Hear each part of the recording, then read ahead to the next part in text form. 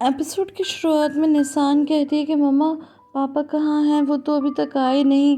तो फिर बाहर बोलती है कि बेटा मैं नोटिस करना भूल गई, पर आज संडे है इसलिए ज़्यादातर ग्रॉसरी शॉप्स तो बंद रहेंगी, तो तुम्हारे पापा को बहुत बहुत दूर जाना पड़ा होगा, तो आओ आ जाएंगे। तो लोग बोलते हैं कि मम्मा पापा बहुत दूर गए होंगे, तो वो कहती है कि हाँ बेटा वो थोड़ा दूर गए होंगे। फिर अगर तुम चाहो तो बच्चों मैं अभी स्टार्ट कर देती हूँ, क्या तुम लोग पालक खाना पसंद करोगे?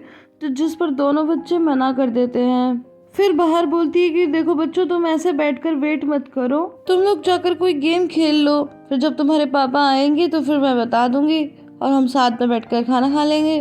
तो फिर निशान बोलती है कि ठीक है डोरुक चलो चल के खेलते हैं। बच्चों के जाते ही बाहर एकदम चिंतित दिखाई देती है, लेकिन तभी वहाँ पर एक बार फिर से निशान आ जाती है और अपनी मम्मा को ऐसे देखती है। वो पूछती है तो बाहर कहती कि अरे मेरा रबड़ नहीं मिल रहा, पता नहीं कहाँ चला गया, मैं अपने बाल कैसे बांधूं।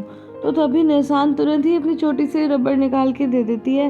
तो ये देखकर बाहर बहुत खुश हो जाती है और अपने बाल बांध लेती है। एंड गाइस मुझे ये बॉन्ड बहुत ही प्यारा लगता है, क्योंकि जिस तरह से निशान हमेशा अपनी मम्मा का साथ देती है वो बहुत ही प्यारा है। फिर अचानक से निशान कहती है कि मम्मा पापा को कुछ हुआ है क्या? तो ये सुनकर बाहर कहती है कि नहीं बेटा पापा को कुछ नहीं हुआ, पापा आ जाएंगे, वो थोड़ी दूर गए हैं ना, काफ़ी सारा सामान खरीद रहे हैं इसलिए।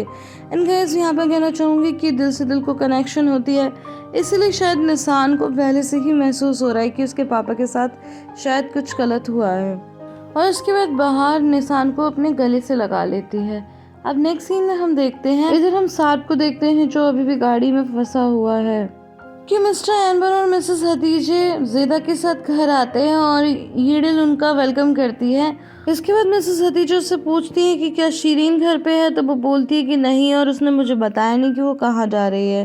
फिर वो बोलती है कि क्या रहा, क्या आदिल बाहर आ गया? तो जिस पर मिस्टर एम्बर बोलते हैं कि आदिल नहीं आरिफ, और हाँ अभी वो बाहर नहीं आया और ना ही उसकी स्टेटमेंट हुई है, उसे कोर्ट में जज के सामने पेश करेंगे, जो जज डिसाइड करे। तब जेता बोलती है कि शायद इसके बाद वो छूट जाए, लेकिन मिसेस हतीजा बोलती है कि मुझे ऐसा नहीं लगता, मैं बहुत ज़्यादा डिमोरलाइज हो गई हूँ, जिन्हें भी उन्होंने अरेस्ट किया हमने बात की तो थी।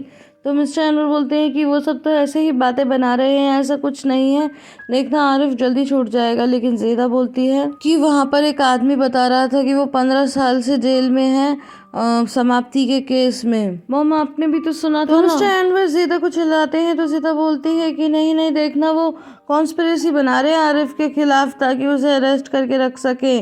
तो मिस्टर एनवर बोलते हैं कि नहीं ऐसा कुछ भी नहीं है, देश में अभी भी न्याय है। फिर मिसेस हतीजे धीरे से ज़ेदा से बोलती हैं कि ठीक है बेटा अब तुम चुप हो जाओ, क्या तुम फिर से हार्ट अटैक दिलवाओगी? तो उसके बाद फिर वो चुप हो जाती है। फिर कोई डोर पे नॉक करता है और जब मिसेस हतीजा दरवाजा खोलती है तो सामने शीरीन होती हैं। तो मिसेस हतीजा से पूछती है कि तुम कहाँ गई थी? तो वो बोलती है कि कहीं नहीं, मैं बस ऐसे ही टहलने गई थी। तो मिसेस हतीजा बोलती है कि कहाँ पे टहलने गई थी? तो वो कहती है अरे कम ऑन मॉम मैं इधर ही गई थी। फिर वो मिस्टर एम्बर और ज़ेदा दोनों को हेलो बोलती है। इसके बाद मिसेस हतीजा ईडिल से कहती हैं कि कल सुबह मुझे और ज़ेदा को पुलिस स्टेशन जाना, तो क्या तुम एम्ब्रे के यहाँ पर काम कर लोगी? लेकिन वो साफ मना कर देती है और कहती कि नहीं नहीं उसका कुछ पता नहीं है, मैं तो वहाँ नहीं जाऊँगी। तो ज़ेदा बोलती है क्यों नहीं जाओगी? तो बोलती है कि अरे पहले उसने खुद ही मुझे काम पे बुलाया और फिर अचानक काम से निकाल दिया, वो अपने मूड से काम करता है इसीलिए मैं नहीं जाऊँगी। तो शीरीन बोलती है कि तुम तो कहती हो तुम्हारे पास पैसे नहीं हैं। तो मिस्टर एनवर उसे टोकते हैं और उसके बाद यीडिल बोलती है कि मुझे मेरी मॉम से कुछ पैसे मिल गए हैं और मैं अपने रूम में जा रही हूँ। उसके जाने के बाद मिस्टर एनवर बोलते हैं शीरीन से कि ये तुम कैसी बातें कर रही हो, क्या अब हम 2 स्पून खाने के लिए हिसाब लगाएंगे उससे? मिस्टर एनवर बोलते हैं कि मुझे जल्द ही मिस्टर एम्ब्रे को इन्फॉर्म कर देना चाहिए। तो शीरीन बोलती है कि मैं जा सकती हूँ। तो मिसेस हतीजे कहती है कि तुम? तो कहती है कि हाँ मैं चली जाती हूँ। लेकिन ज़ेदा बोलती है कि मेरे हाथ क्या चिपक गए हैं जो तुम जाओगी, और तुम वहाँ जाके क्या करोगी, कब तक करोगी? तो मिसेस हतीजा बोलती हैं कि नहीं नहीं ये ठीक रहेगा शीरीन, तुम्हें चले जाना चाहिए। तो ज़ेदा बोलती है कि कैसे ठीक रहेगा मॉम? तो उसके बाद मिसेस हतीजा कहती हैं कि मुझे कुछ याद आ गया, तुम्हें दिखाना है, चलो चलो मेरे साथ रूम में चलो। ऐसा कहकर ज़ेदा को अपने साथ ले जाती है। थोड़ी देर बाद शीरीन कहती है कि पापा मुझे लगता है कि मैंने यीडिल के साथ थोड़े ज़्यादा रूखेपन से बात की है, मुझे उससे जाके माफ़ी मांग लेनी चाहिए। तो वो कहते हैं ठीक है, और इसके बाद वो यीडल के रूम में चली जाती है। वहाँ जाकर शीरीन बोलती है कि तुमने कितने में बेचा मेरा ब्रेसलेट? तो वो कहती क्या? तो कहती है तुम्हें अच्छी तरह पता है कि मैं क्या बोल रही हूँ, अब बताओ कितने में बेचा? वैसे मैं तुम्हें बता दूं कि तुम चिंता मत करो, मैं किसी को नहीं बताऊंगी, अपनी मॉम को तो बिल्कुल भी नहीं, क्योंकि फिर तो वो मुझे छोड़ेंगी नहीं और मैं पुलिस के पास भी नहीं जाने वाली। मेरे पास एक प्लान है, हम उस जूलर के पास जाएंगे और फिर उससे वो ब्रेसलेट लेकर उसे हाई रेट पर बेच के 50-50 कर लेंगे। सीन में ज़ेदा मिसेस हतीजे से कहती है कि आप कहना चाहती हो कि शीरीन को एमरे पे क्रश है और एमरे को शीरीन पे? तो मिसेस हतीजे बोलती है कि नहीं, मैंने ऐसा नहीं कहा, पर वो दोनों एक दूसरे को पसंद करते हैं, ऐसा देखकर तो उन्हें लगता है। ज़ेदा कहती है कि नो नो मॉम, आपको ऐसे कैसे लगा कि दोनों के बीच में कोई कनेक्शन है? तो मिसेस हतीजे बोलती हैं कि बेटा ये सब मत बोलो, देखो अच्छा ही है ना कि अगर वो स्वाद से पीछा छुड़ा ले और उसे एमरे जैसा कोई अच्छा आदमी मिल जाए और वो एक फिर से ब्रिलियंट चाइल्ड बन जाए। तो ज़ेदा बोलती है कि आप कहना चाहती हो कि हम दोनों मिलकर उस ब्रिलियंट चाइल्ड को और बेकार कर दें? तो मिसेस हतीजे कहती है कि ये तुम क्या कह रही हो, ऐसे मत बोलो। मैं भला ऐसा क्यों कहूँगी? और देखो ऐसे कहते हैं ना कि प्यार में आदमी बदल जाता है, धीरे धीरे हील करने लगता है, शायद शीरीन की अच्छाई बाहर आ जाए। तो ज़ेदा कहती है कि मॉम हो सकता है उसमें कोई अच्छाई बची ना हो, उसके अंदर कोई अच्छाई हो ही ना। तो मिसेस हतीजे कहती हैं कि नहीं नहीं बेटा, हर किसी के अंदर कोई ना कोई अच्छाई होती है। एंड गाइस यहाँ पर अब मिसेस हतीजे की इस द्वंद्व को समझिए, एक तरफ वो ज़ेदा को भी नाराज़ नहीं करना चाहती, तो दूसरी तरफ उनकी अपनी बेटी है, उसके भी खिलाफ नहीं सुन सकती। ज़ेदा बोलती है ये सब मुझे नहीं पता, पर जब किसी के पास बच्चा होता है तो उसके पास थोड़ी मासूमियत तो होती है, लेकिन फिर वो उस मासूमियत को फ्री में ही दे देते हैं।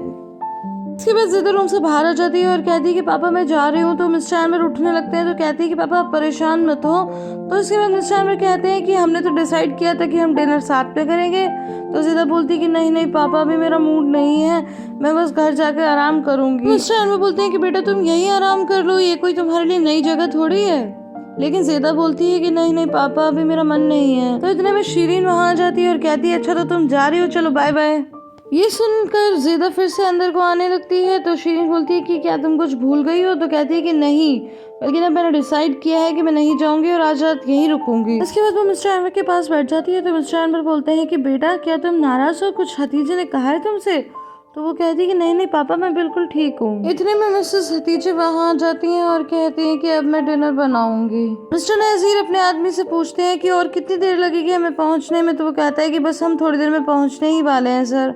अब नेक्स्ट सीन में हम देखते हैं कि बाहर घर से निकलकर थोड़ा बाहर आती है और फिर थोड़ी देर में अंदर लौट जाती है। वहीं पर हम सार को देखते हैं जो अभी भी गाड़ी में फंसा हुआ है और बाहर निकलने के लिए लगातार स्ट्रगल कर रहा है। वहीं हम देखते हैं कि मिस्टर नज़ीर अपने सभी आदमियों के साथ गाड़ी में आ रहे हैं। नेक्स्ट सीन में निशान डोरुक को बुक पढ़कर सुनाती है और तभी डोरुक बोलता है कि मॉम मुझे बुक पढ़ना अच्छा नहीं लगता, लेकिन निशान हमेशा बुक पढ़ती है और मुझे बहुत बहुत बहुत बहुत भूख लग रही है। फिर बाहर कहती है कि ठीक है निशान, तुम बुक बाद में पढ़ना, मैं पहले तुम लोगों के लिए खाना गर्म करके ले आती हूँ और जब तुम्हारे पापा आएंगे तो दोबारा से गर्म कर दूंगी, पर पहले मैं वॉशरूम हुआ हूँ। और ये कहकर वो वहाँ से चली जाती है। तो इतने में कोई डोर बेल रिंग करता है। तो डोरुक बोलता है कि मॉम पापा आ गए हैं और वो दौड़ के दरवाजे के पास जाता है, खोलता है और बाहर की तरफ दौड़ता है मेन गेट तक पहुंचने के लिए।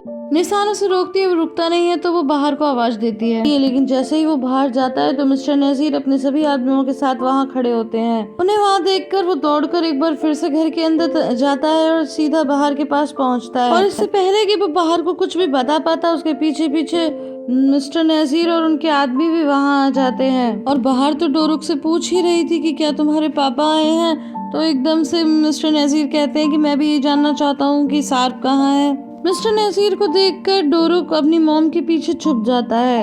अब नेक्स्ट सीन में हम देखते हैं कि सार्प पेरिल को मैसेज करता है और कहता है कि तुम मेरा फ़ोन क्यों नहीं उठा रही हो? मेरा एक्सीडेंट हो गया, मैं पहाड़ों पे फंसा हुआ हूँ मेरी गाड़ी में, और तुम्हारे पापा ने हमारे गार्ड्स भी हटा लिए हैं और बाहर और बच्चे घर पर अकेले हैं। और फिर किसी तरह करते कराते बहुत सारे स्ट्रगल के बाद वो कार से बाहर आ जाता है और यह एपिसोड यहीं पे खत्म हो जाता है। गाइस आई होप आपको ये वीडियो पसंद आई होगी। अगर पसंद आई है तो इसे लाइक शेयर एंड कमेंट करना बिल्कुल भी ना भूलें। फिर मिलती हूँ अगले वीडियो में, तब तक के लिए bye bye and take care.